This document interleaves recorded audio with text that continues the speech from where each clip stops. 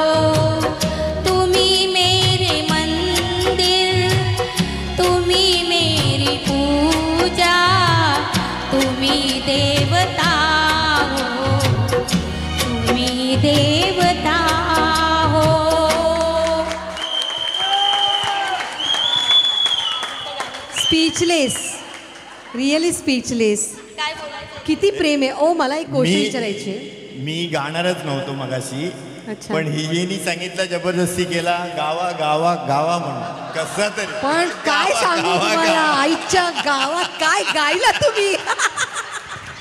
हिच्यामुळेच मी नाही.